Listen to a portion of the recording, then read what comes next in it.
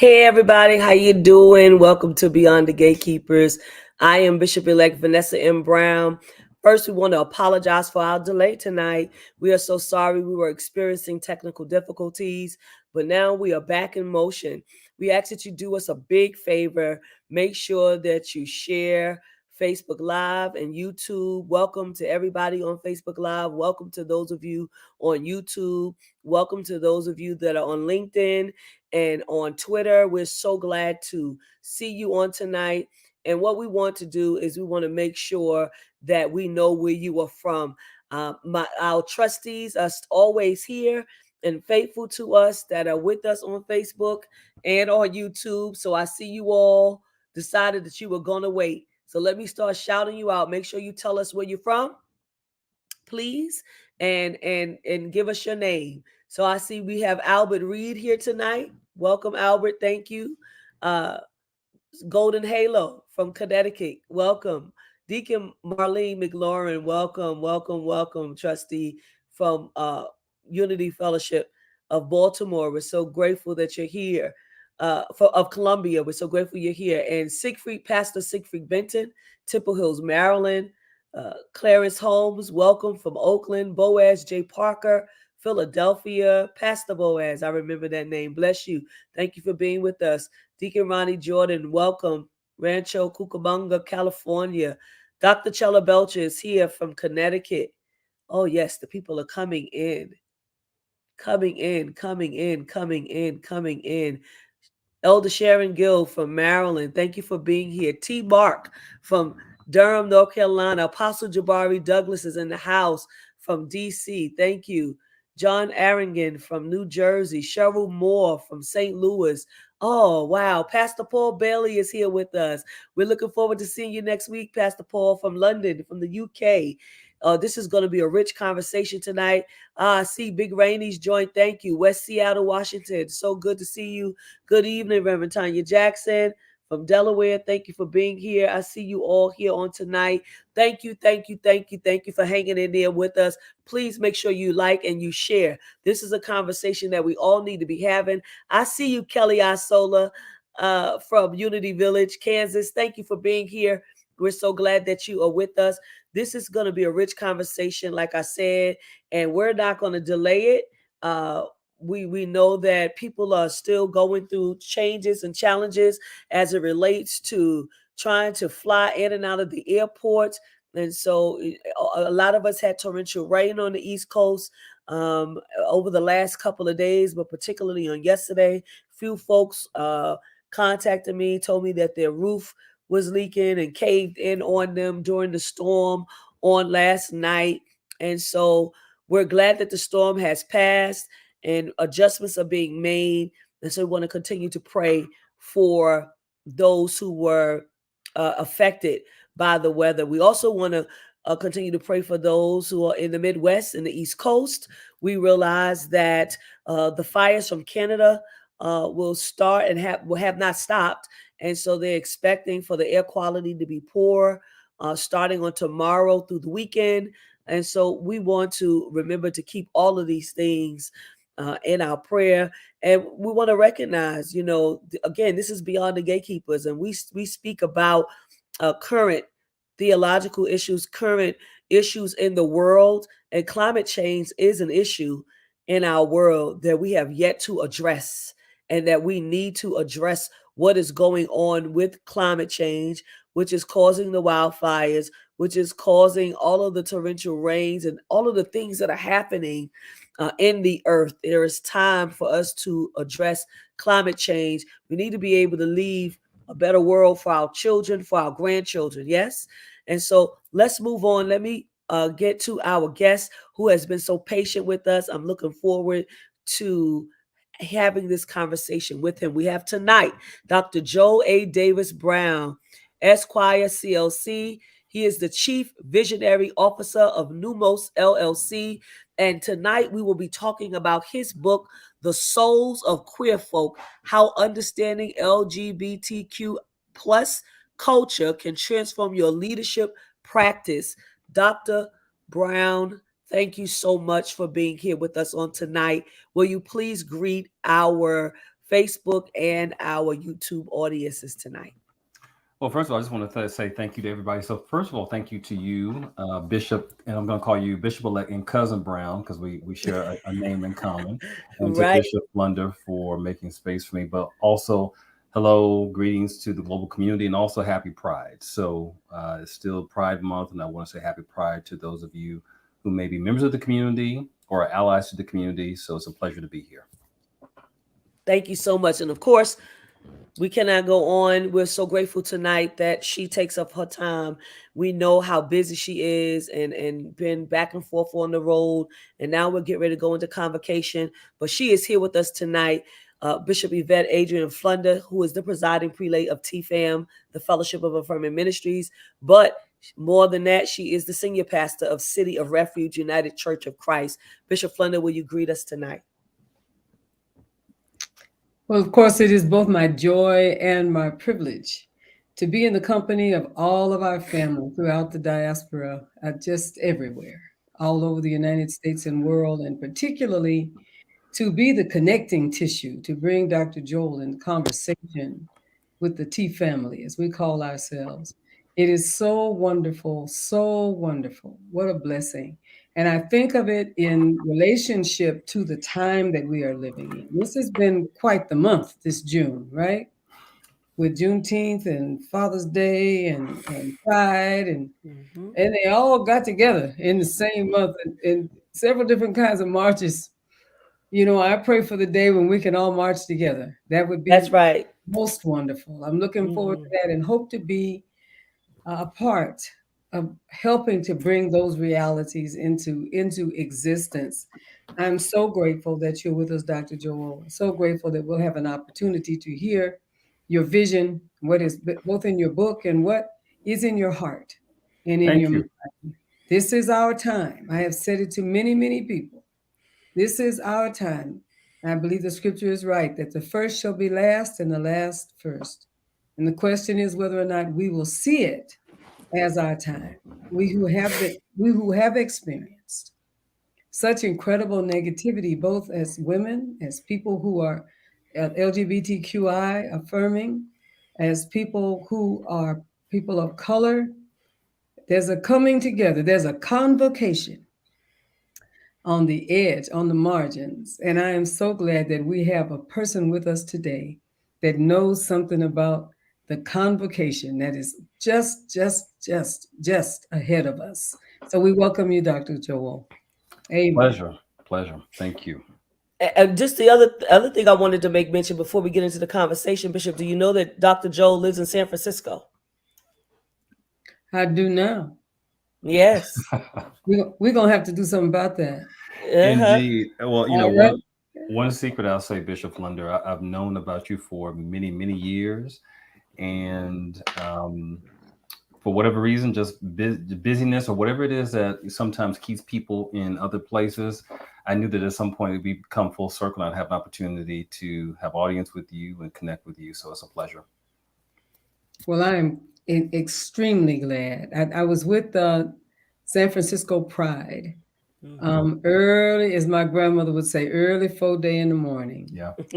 This will be the first time that the Susan Tolka's group, was somewhere between 2,500 and 3,000 people in that early morning Wow. breakfast before the Yeah. march. Hmm. This will be the first time that they have ever asked us to come and offer prayer at the beginning, Oh, wow. Okay. which spoke volumes to me. And I know that both of you know what that means, Hmm. that we are as a people coming together according to the will and the wind of God, and coming together, finding our own pathway, not having to essentially dismiss the fact that we are deeply spiritual and divinely, uniquely called to such a time as this. So this is a powerful time. I'm not surprised. And yes, sir, there's a luncheon that we got to get together Break and bread. see it, as we say on Gatekeepers, see how we might be able to whip some devil butt. I'm so sure. I'm so sure that we could be dangerous as a duo. So God bless you, Dr. Joel. I am so glad you're here. Thank you. Blessings. Thank you to both of you. Really quickly, Chuck Hunt, thank you for being here. Kristen Walker from Rochester. Reginald Nichols, thank you for being here tonight. Stephanie Hardaway from Kansas City, thank you for coming through. Corinthia Caston, thank you again. Rod Brower from North Carolina. All of the great people, thank you for being here. Make sure that you share this live. We are talking to Joe Anthony Davis Brown. He's got a new book, The Souls of Queer Folk, How Understanding LGBTQ plus culture can transform your leadership practice. And good evening, Bishop-elect Sonia Williams. Love and light to you. Okay, Bishop, not Bishop, Dr. Joel, could be Yes. Bishop. You never know. Dr. Joel, you could be Bishop. Who knows? You wrote this book, powerful book. I got a chance to read it. And so I'm going to ask you so that you can tell the listening audience what provoked you to write this book. That's a really rich question. So I think initially, what I would say to you is sometimes you are writing something, you're serving as a channel through which something is being expressed.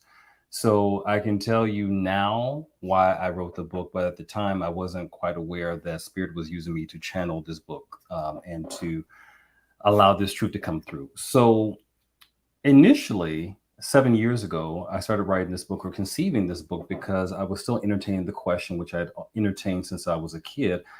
What does it mean to be queer? What does it mean to be LGBTQ? What does it mean to be a member of this community? And while the answers were clear, have been clear when I think about being Black and being Native American, I still thought that the question needed to be investigated and it needed to be researched. So I began that inquiry trying to connect with that inner child and say, what is it that makes us special?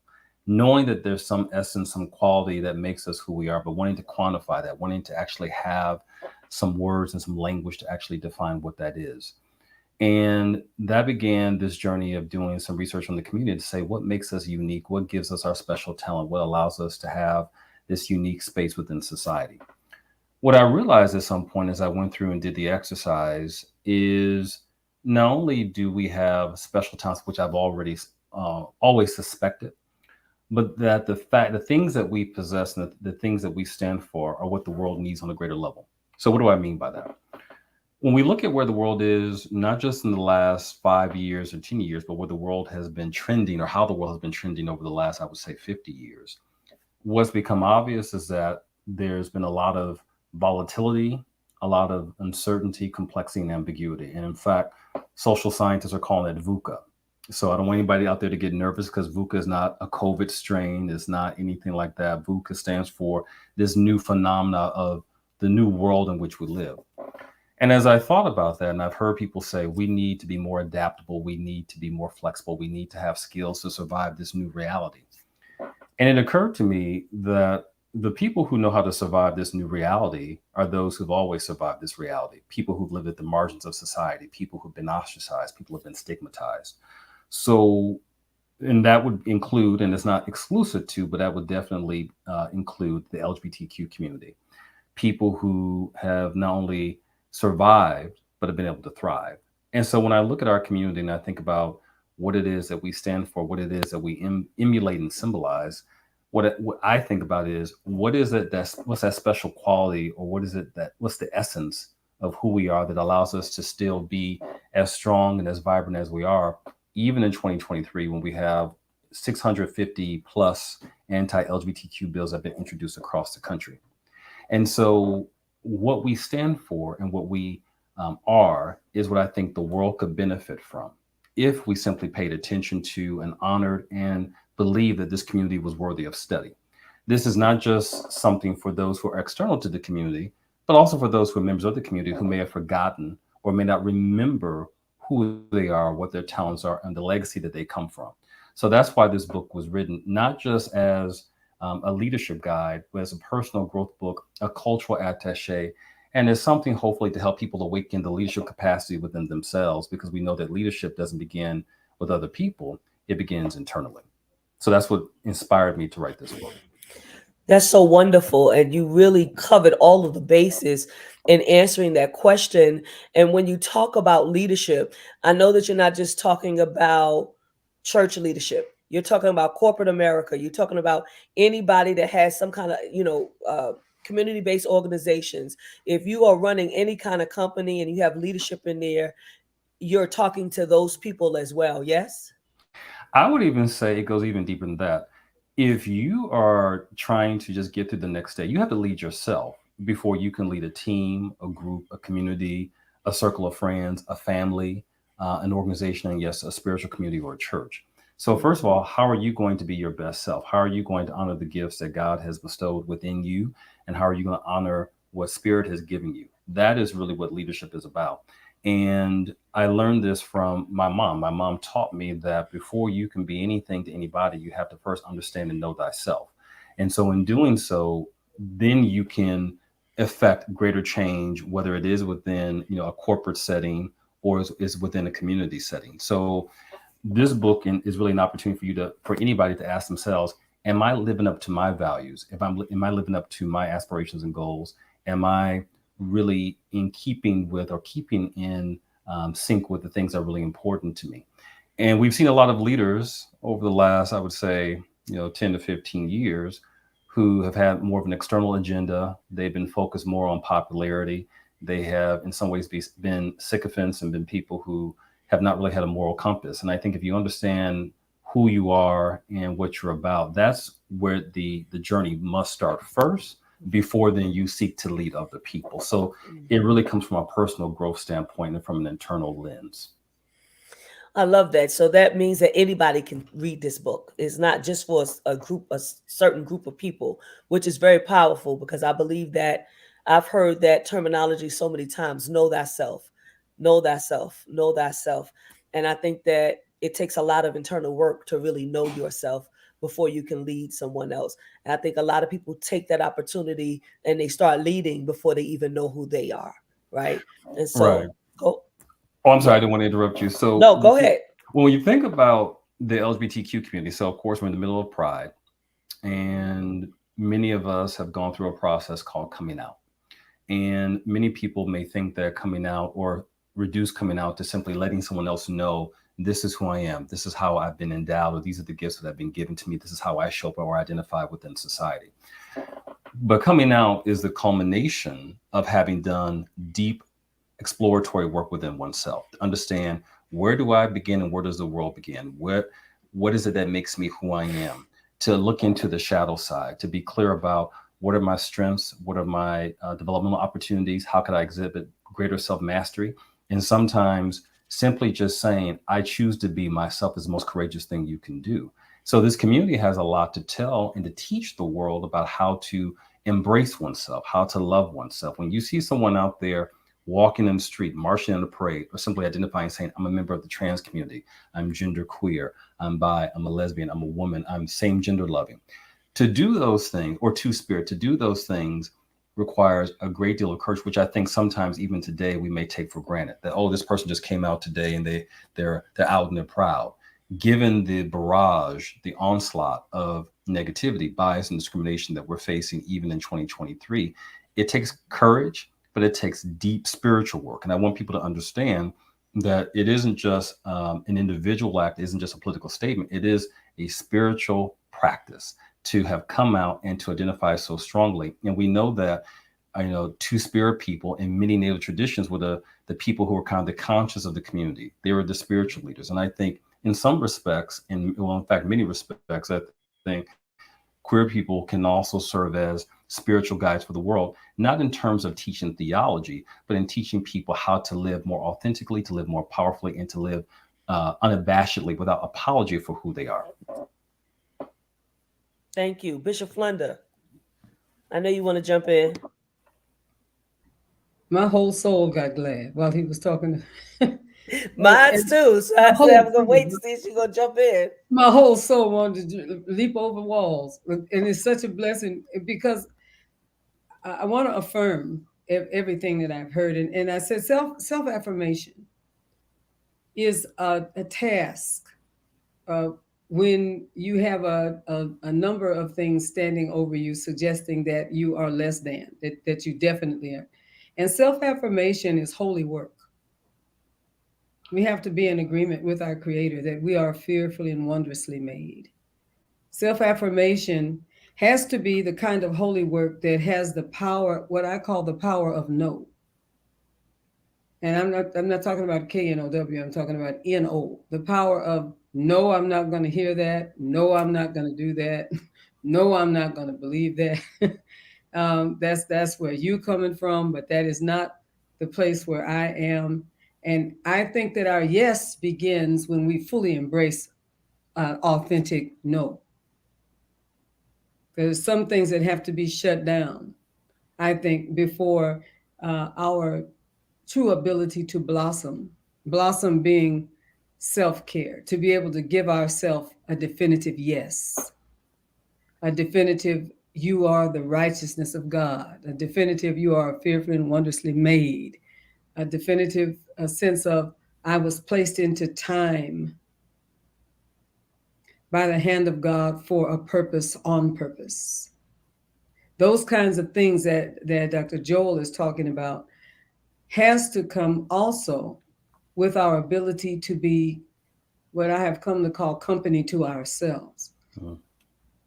Learning to love you is a whole lot more than dressing up. It's a whole lot more than getting a degree. It's a whole lot more than quoting scripture. Learning to love you, you can only know, I think, we think, this book suggests, you can only know how to learn to love you when you spend some time with just you. And that is not time that was wasted.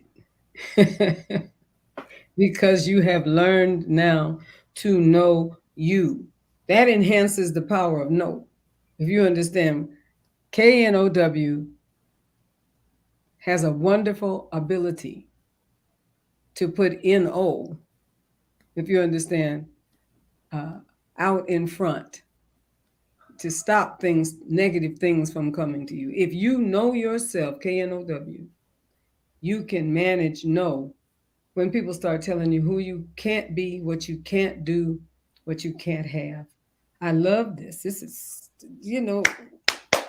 hallelujah. It's rich. It's rich, Yes. isn't it? And one more sentence and I'm going to quit. Yeah.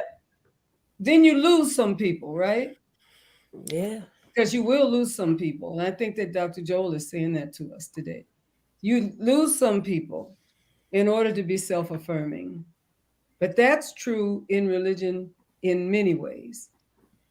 You lose some people when you start saying, I don't care if you are the God of this whole organization, honey. I disagree with that. What you just said. And you will lose some people. You have to be able to hear what this man is saying today. When you lose some people, but you keep yourself, you are in a very powerful place for God to be able to use you. Okay, I'm gonna stop talking because I just need him to know we are definitely on the same Yeah, street. we're on the same page. For those of you that are just tuning in, this is Dr. Joel Anthony Davis Brown, and he is talking about his new book, The Souls of Queer Folk, How Understanding LGBTQI plus culture can transform your leadership practice. And I'm so happy to have him here. The delay was worth it. So here's my next question. What is queer wisdom and why is it important? I think you gave us some queer wisdom already, in you talking, and so did Bishop Flunder. But tell us, what is queer wisdom and why is it important?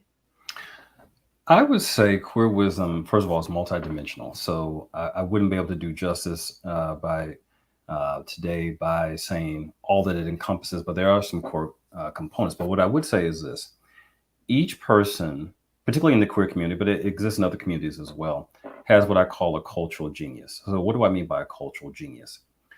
You have social and spiritual and intellectual acumen that you've acquired by virtue of your cultural pathway in order to live and to thrive in our society.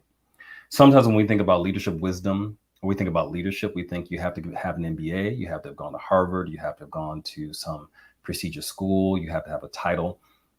But if you've been able to get up and to affirm yourself and to hold on to your dignity, I always like to use a metaphor of walking through a hallway where there's wind and you're holding a candle.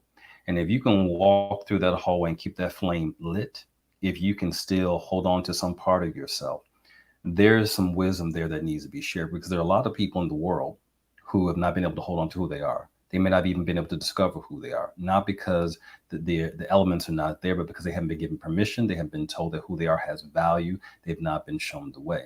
So queer wisdom, if we had to reduce it down to its core component, is the ability to navigate a multicultural society and still to be able to love, embrace, and understand who you are at a fundamental level, and to be unapologetic about it.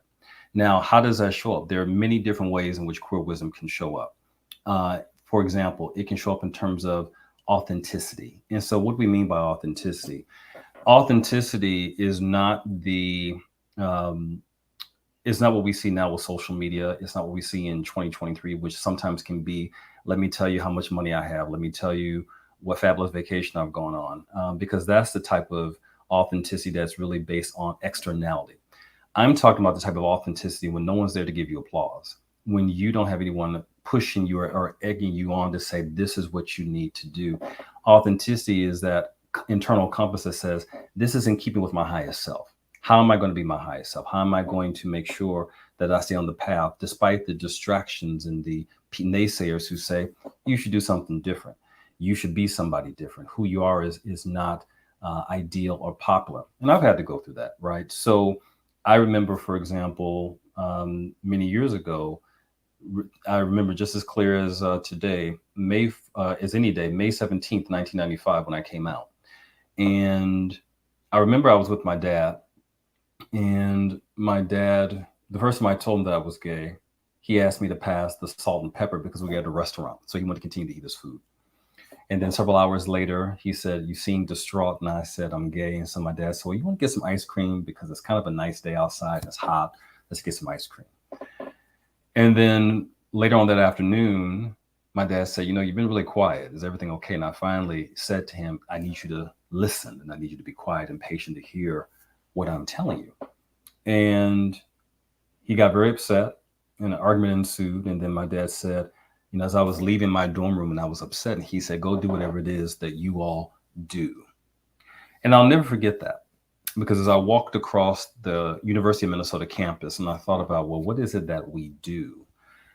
I had this sense of myself that we're much more than what people make us out to be. Despite what people say, I know that I am much more than what people would make me out to be based on whatever external factors they want to take into account. And there was no book. There weren't people there to tell me that necessarily that everything was okay. I had to figure that stuff out. And I knew internally, based on my relationship with my higher power, with spirit, with God, that things were going to be okay. But it wasn't always the case. But there's wisdom in that, because sometimes you don't always have a clear roadmap. You don't always have someone, a personal coach, or some advice on Google to say, this is how you need to move forward with your life. And sometimes you just have to push ahead. And sometimes you have to just trust yourself. And sometimes you just have to continue to apply stubborn effort, even when no one else is there, even when no one else is there to like what you did because you posted it on Facebook or whatnot. And so queer wisdom speaks to that resilience. It speaks to authenticity.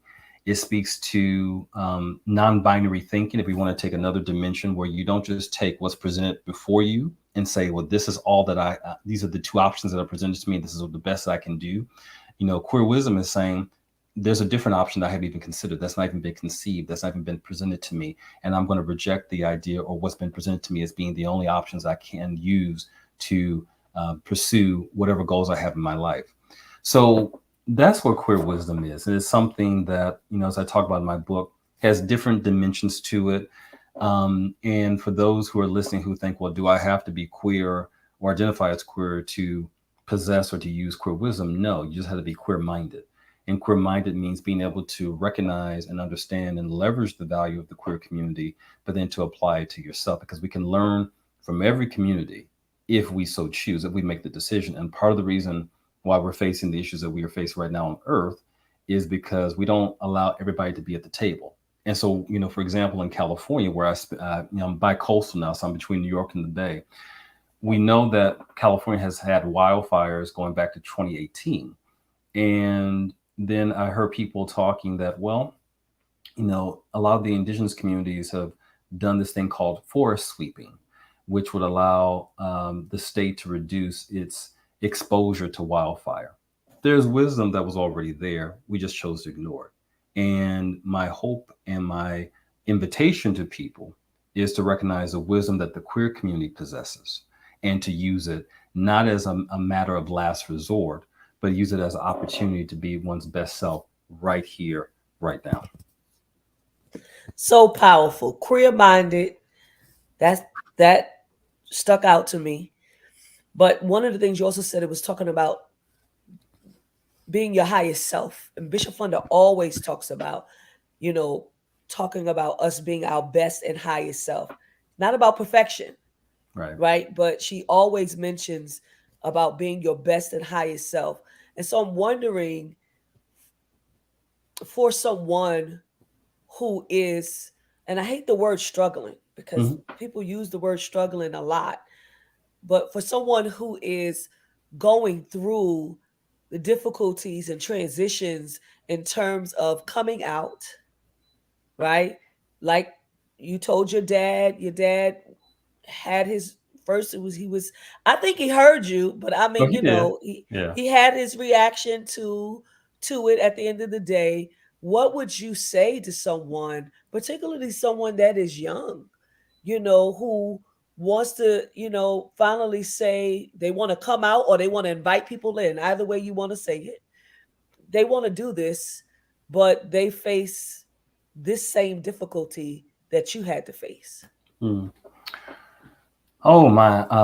As I think about that, I just think back to the little boy that I was, and I was struggling. And I'm going to use the term "struggle" to make it real I and got you. accessible Yeah. with it. I think the first thing that I had to remember is that there's beauty in an audience of one. There's beauty. There's power in one. Um, Sometimes we think that we need to have affirmation from the crowd, but sometimes, my parents and my mom in particular said, um, "Do you want to be a follower? Or do you want to be a leader?" And sometimes, again, being a leader means that you have to tread your own path, that you have to decide who you want to be, even if no one else follows you, and that's okay. And I think just recognizing that if no one else understands or recognizes your story, if no one else cares to honor who you are, knowing that you are meant for greatness and you're meant for divine things, remembering that when times get tough. I think making sure that you surround yourself with people and places and experiences that affirm you. I'm not a fan of going to people or drawing from the well when people want to unaffirm you or to tell you that you shouldn't do certain things. And that can be hard as a young person, but finding those people who affirm you and using those people to support you, to honor you, connecting with the community, making sure that you go out and you understand the history. I think learning from the history is so important because what I started to realize as a queer person of color was that there were so many people who had come before me that I had no idea about, whether we're talking about the Bayard Russins or if they were talking about the people from the Harlem Renaissance, without which we know there would be no Harlem Renaissance. Even if we look at people like the founders of Black Lives Matter, these are all giants. These are all heroes and sheroes and super people who have done really great things. And that helped me to realize that I really wasn't by myself. And in fact, history is full of stories of people who've been able to do powerful and great things. And recognize that sometimes the success for a day is just getting up and being able to look at yourself and say, I like myself, I love myself, I embrace myself, even if no one else is there. It's not easy at times. And I don't want to pretend that it is, particularly sitting here in the global north and the global west, having as much privilege as I do. And I also know that I have friends in places like Uganda. I have friends in places like Russia. I have friends in Singapore who have managed to get up every single day and fight and to take care of themselves, but not to place their dignity in the hands of other people.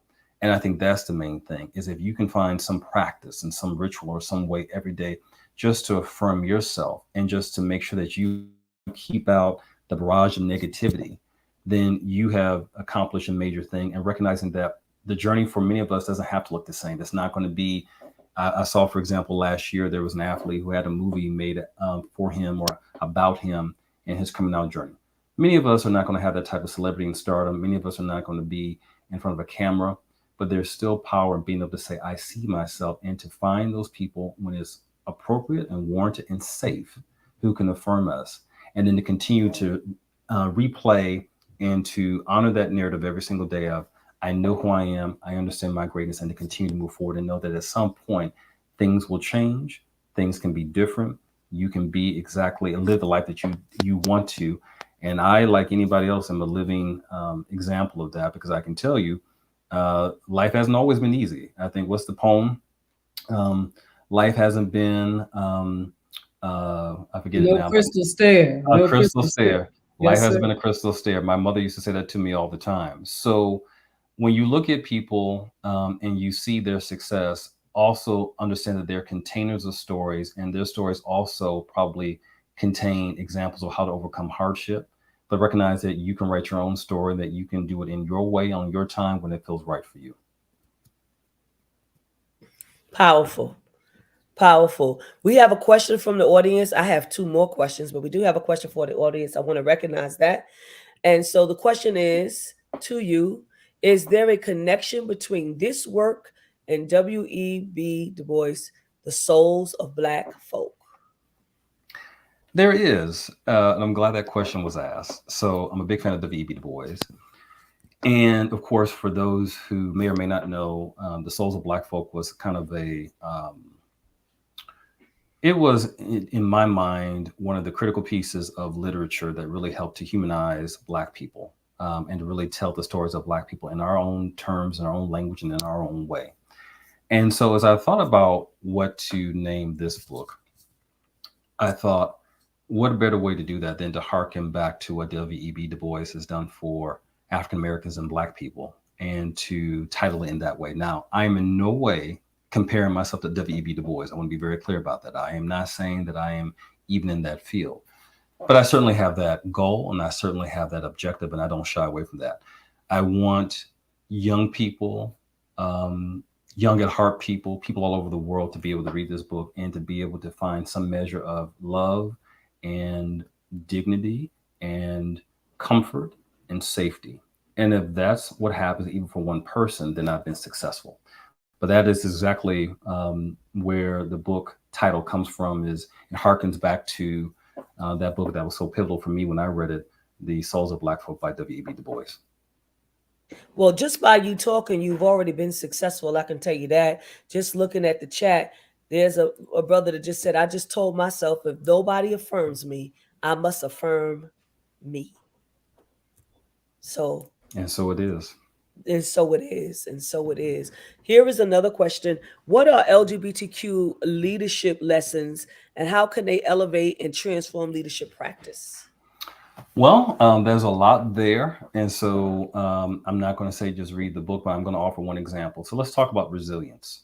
And so a lot of times when people talk about resilience, there's this assumption that resilience is something that can't be cultivated. And there's this idea that resilience is just a result of just stubborn effort. Resilience also works in a spiritual way, in a mental way, in an emotional way. When you catch yourself, for example, going down a negative path, having a negative thought pattern, you have to, well, I shouldn't say you have to, it would be a good idea. I'm going to invite you to think about how you can disrupt that negative thought pattern. So what I tell people all the time is, I am not perfect, but I certainly at this point in my life know when I'm going in the path or in the direction when I'm not being in my best self. I know how to recognize it, I know how to correct it, and I know how to affirm and to think differently, which then leads me and directs my behavior, my body, my actions in a different way. So that is an aspect of queer wisdom. And what I would say to the person who posed the question is, what's your resilient practice? What is your practice for being clear about your thoughts, by interrogating your thoughts? How often do you take time for wellness? What do you do to feed your spirit? What do you do to set a boundary so that you are open to influence, but you're not going to be controlled by negativity? Those are just some of the tidbits and the recommendations I would give to anybody in terms of queer wisdom and how you can improve your leadership practice. Because if you can show resilience and if you can show wellness, people are going to see that how you show up as a leader gets modeled.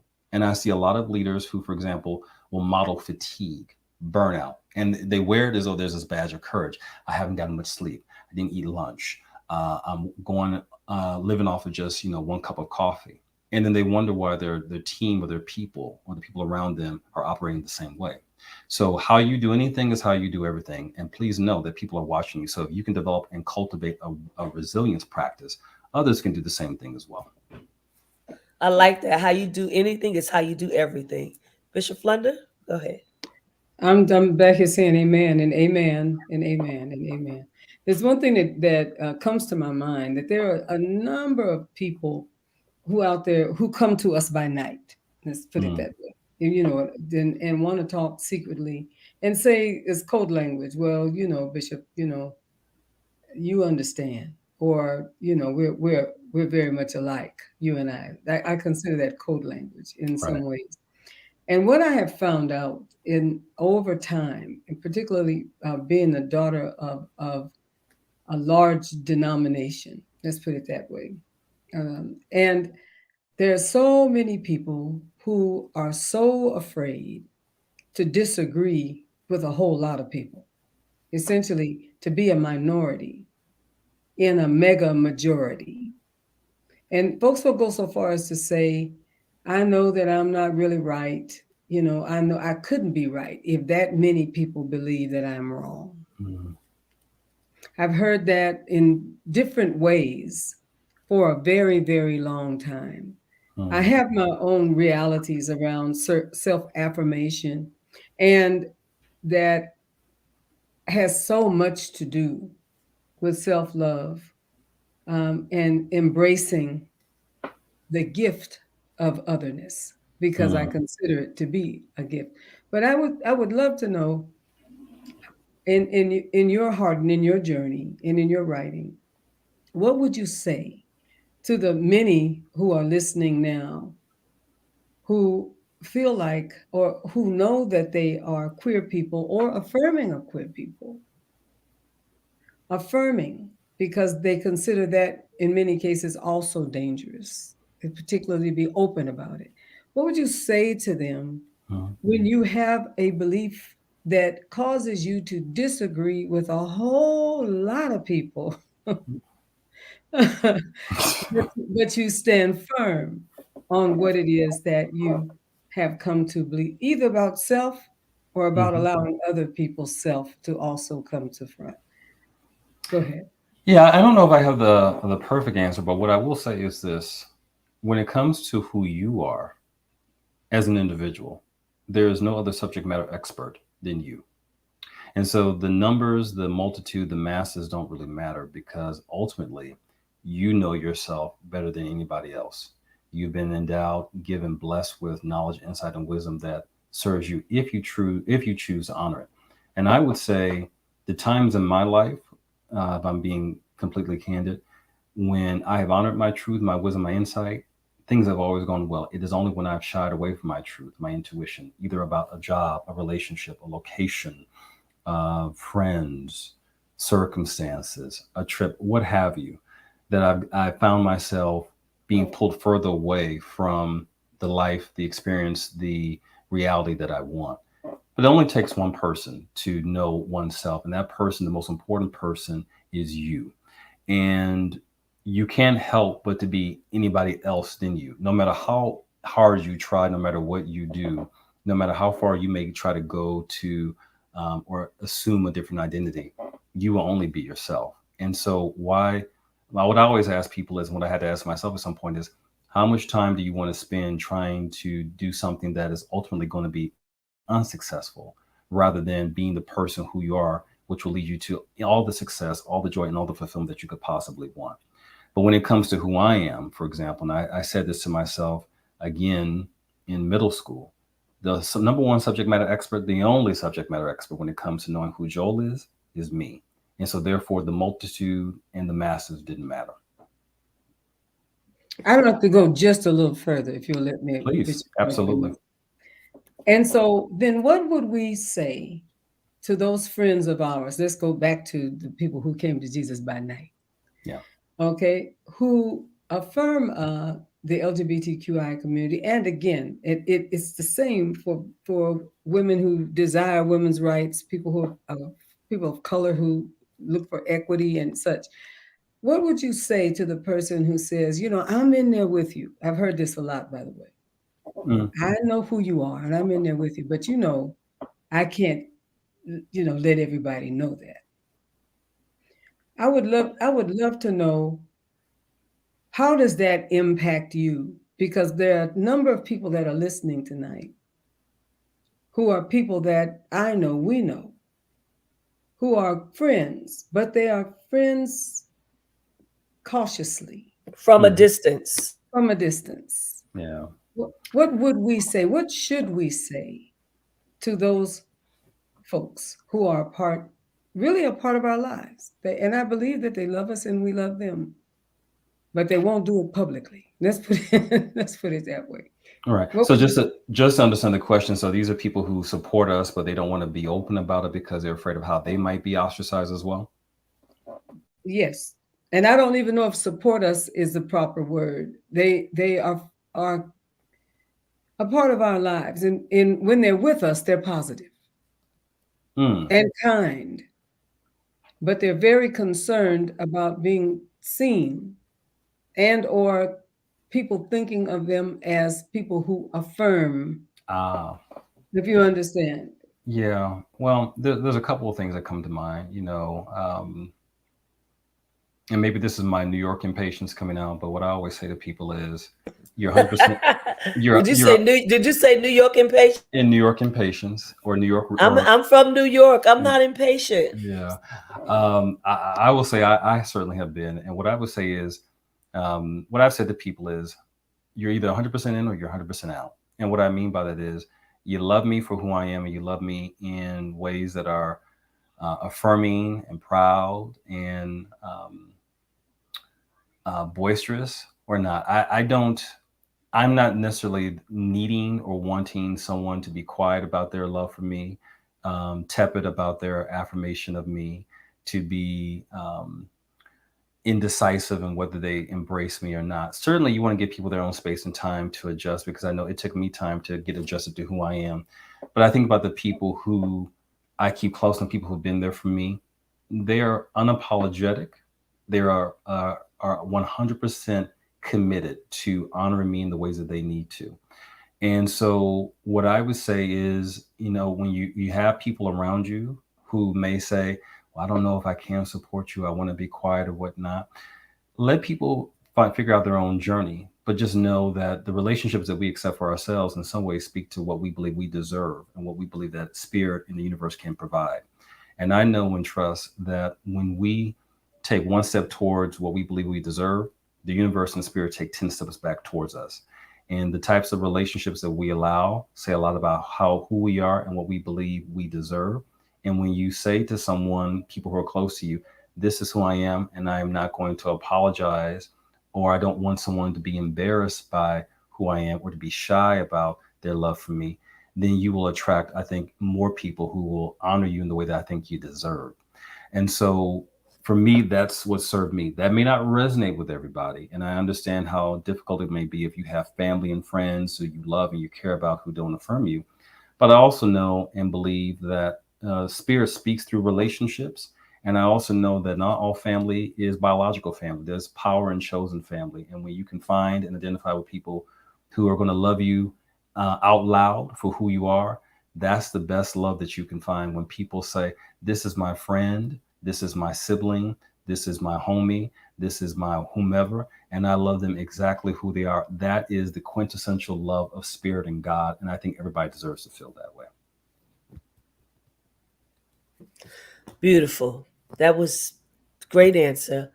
And I know that people are taking in things that you're saying. And like you said, it's not just one thing, it's multiple things, it's layers that you can keep going on with that. So we're going to start winding down. But before we do, I want to say two things to our listening audience. One is that if you have a question, I will take one or two more questions. Write the word question and then write your question so that we it doesn't get lost in the commentary. Okay, so we want to invite you to post your questions. Please type the word question before it so it can be seen easily. Second thing, we've been talking about this book, talking about this book, talking about this book, but I have not told you how you can get this book. And you can purchase this book. I got mine's on Amazon, right? But Dr. Joel, is there someplace else that you are recommending to people, or is Amazon fine? At this point, you can go anywhere that any online retailer. You can go to your bookstore and have them order it. Your local bookstore. You can go to Barnes and Nobles, and so any place that online that sells books, it should be available there. So please make sure you go and pick up a copy. You can get ebook, you can get paperback, you can also get hardcover as well. I will be working on an audiobook. I know there are a number of people who don't read books. I didn't know that people who read books don't listen to audiobooks and vice versa. So next month I will be recording the audiobook, and that should be available sometime in the fall. So if books are not your thing, reading them is not your thing, just hold on, be patient, give me several months to get myself organized with the audiobook and get that completed. And then you'll be able to purchase the audiobook if that's how you choose to access the information. Awesome. Pastor Sue is going to put the link in the chat. And if you want to know what the name of the book is and you just came in, it is The Souls of Queer Folk, How Understanding LGBTQ Culture Can Transform Your Leadership Practice. Now, here is this question here. Someone wants to know, this is from the audience, did you and your father ever make amends? We are healing now. And actually, that's probably going to be my next book on healing. Excellent. And as I say that, I can already hear my mom, my brother, my sister, and my partner saying, slow down, enjoy this, you need to rest. And I do need to rest. But I also love writing. And I also, when I feel inspired, that's when it comes out. So my father has a terminal illness. I don't know how much longer he's going to be with us.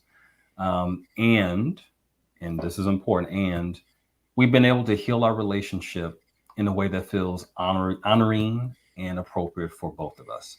Is it perfect? No. But what I would say to you again is, because of the journey I've had just in terms of accepting myself, I know that I've done all I can. And I know that Spirit is going to take care of me and going to take care of the relationship as best as possible. So we talk every week. My father is still, I would say, not respectful of the LGBTQ experience. And that is okay, because I don't need him to be. And what I realized at some point is, again, no matter what anyone else says, the love that I've given myself has made it easier for me to be able to exist without need or want for anybody's approval. And that, fortunately, is something that I learned from my other parent, my mom, who taught me the gift of loving myself and never to look down to anybody or for anyone who didn't understand or respect who I was. Go ahead, Bishop. Something came up for me that I have never, I don't think, ever shared. Gatekeepers, since we've been involved in this community, this gathering. Yes. I had a childhood friend, Bishop-elect Vanessa and Dr. Joel, who was very, very close to me, coming along in the same church. Long story short, she had a very serious illness and was struggling for a number of years with that illness. And we separated, our lives separated, particularly when I was responding to what I believe till yet to be the call of God on my life. And certainly when Shirley and I got together, which would have been almost 40 years ago, 39 years ago. And she became real distant in my life, long story short. As she got progressively more ill, she started reaching out for me. And I reached out for her, and we had a chance to talk and had some old stories to tell.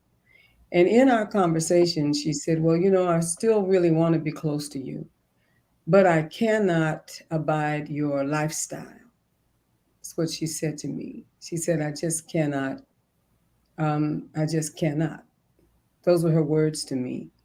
And I carried it for a few days, and I called her back because I knew she was imminently terminal.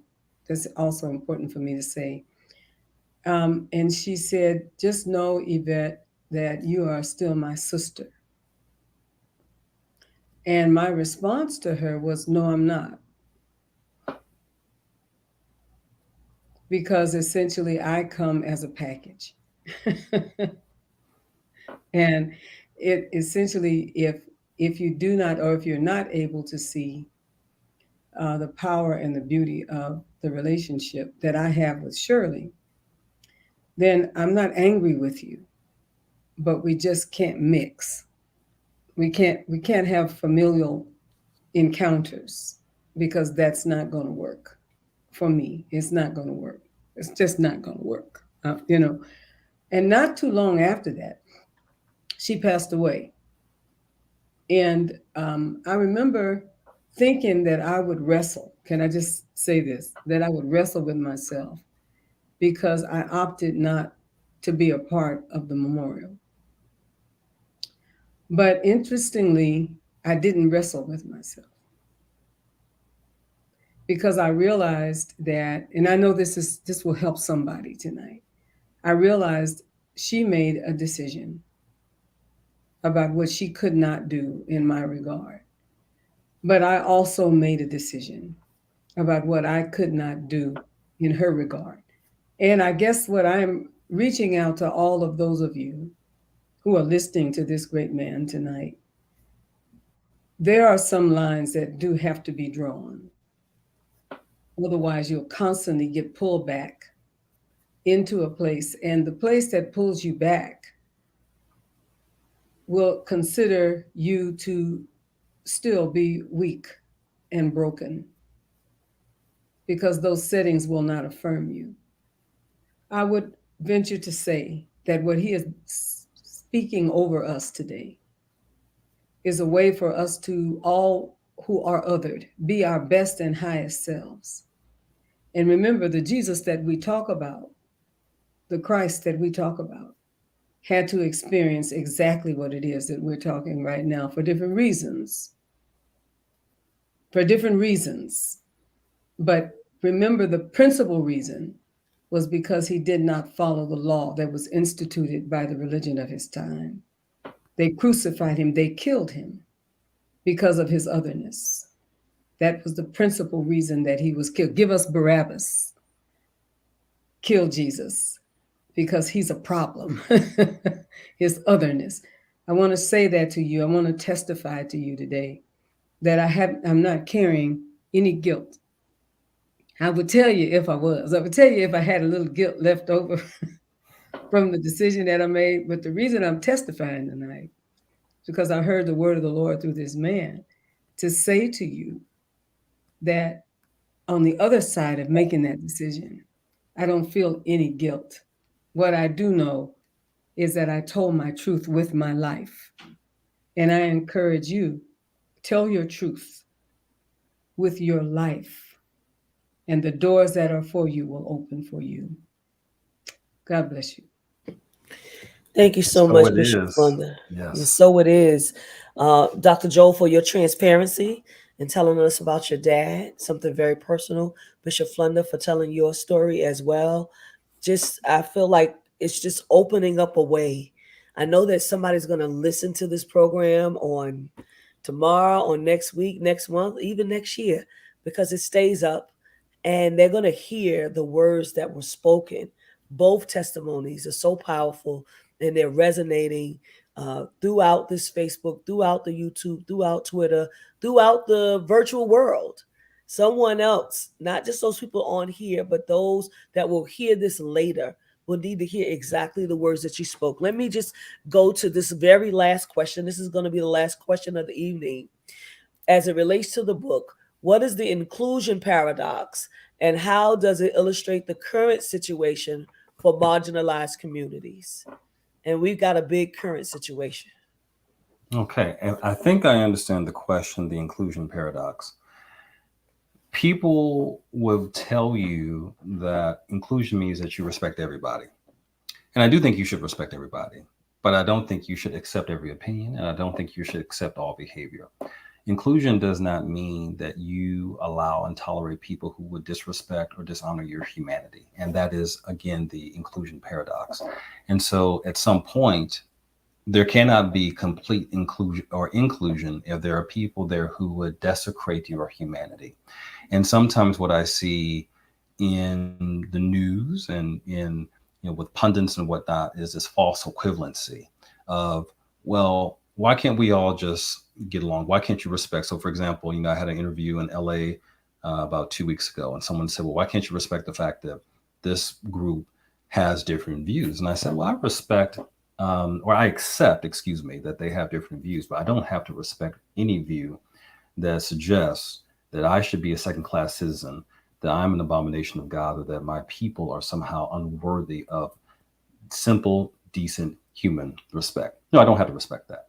And people can think whatever they want, but when you walk outside your door and you live in a multicultural society, you should probably recognize at some point the 8 billion people on this rock probably think differently, have different lives and different cultural backgrounds. And if you haven't understood that, that to me is unfortunate, but it's not an issue or a problem that I'm going to spend personal time and energy focusing on, because again, I don't have time to accept that type of reality when you have people who would dare suggest that people should not be welcome to what I would call the table of humanity.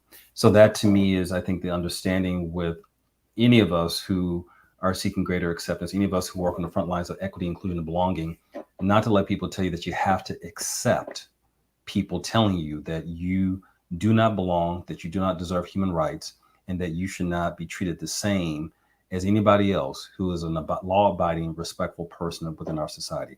That I don't accept, and that is, again, speaking to the paradox of inclusion.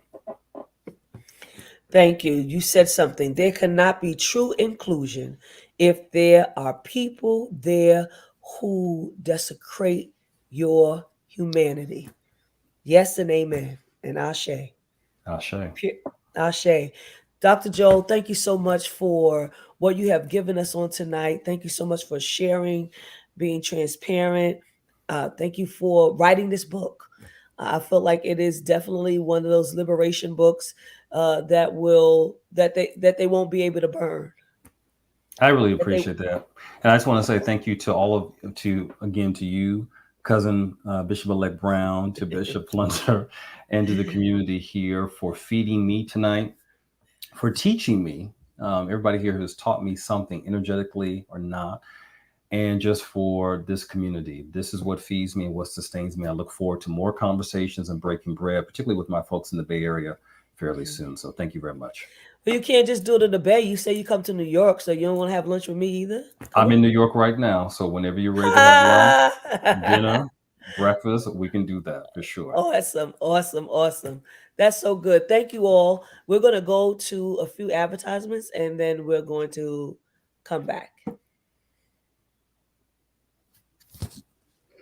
God bless you tonight. Thank you, everyone, for hanging in there. We had a little bit of technical difficulty. It does happen to us from time to time, but I know you know that the Gatekeepers is well worth the wait. I'm going to encourage you tonight to support our broadcasts by sending a donation via Cash App to